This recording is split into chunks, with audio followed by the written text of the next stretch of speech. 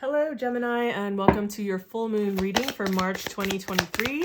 This is coming in just a few days after the beginning of the month, so we will be taking a look at what theme is calling your attention and what kind of assistance, spiritual advice, guidance you're getting to help move through what is coming up in these areas.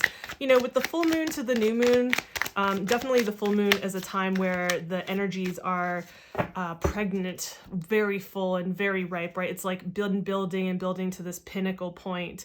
And once we get past that peak of the full moon, we start to move into the energy starts to wane. I would say usually within about a day after the full moon is when we start to feel like the energy, okay, it's shifting now. It's like starting to wane. And with that, that is a time of release. Interesting. So that is a time of release and letting go, and also just kind of like wrapping things up. So let's get into the cards that we have here. Sorry, it's a little bit overexposed. There we go.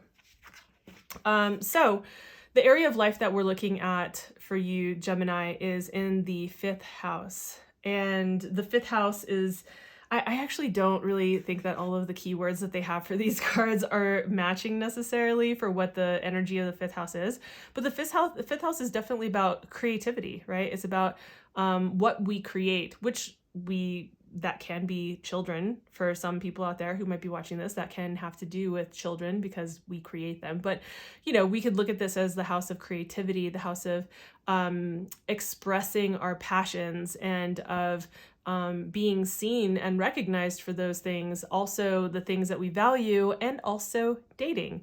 So not long-term relationships, just dating, you know, in that kind of phase.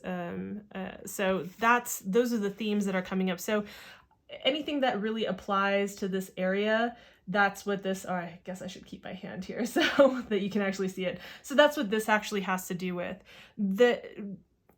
I'm guessing that there are certain kinds of things that you're dealing with in this realm that have to do with endings and what needs to end, meaning or mostly because what we have showing up here is the 10 of Swords, right? The 10 of Swords is definitely speaking to, you know, it's like kicking a dead horse. It's not my favorite saying in the whole universe, but kicking a dead horse, right? It's just you're continuing to belabor a point or to try and make something move forward that isn't going to move forward, you know, whether that's a project or somebody that you are dating, perhaps, like, you know, this very much could apply to those of you that are in kind of dating situations where, you know, it's either brand new or you guys have just been dating for a short period of time, and there is this kind of, you've been waiting and trying to make things work and trying to have things go forward, and you need to just like let it go. Like it's been done and dead and gone, right? 10 swords is overkill. It's like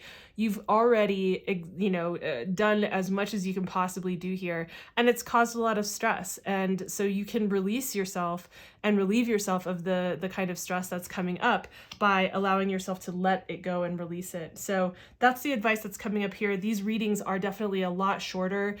They're meant to be because they're just kind of like quick little hits for the full moons and the new moons. If you want a more in-depth picture of what's really coming up for March, I would go watch the Gemini rising or sun. It's one video, but the Gemini reading for the month of March to kind of like bring this together and get maybe a more full picture.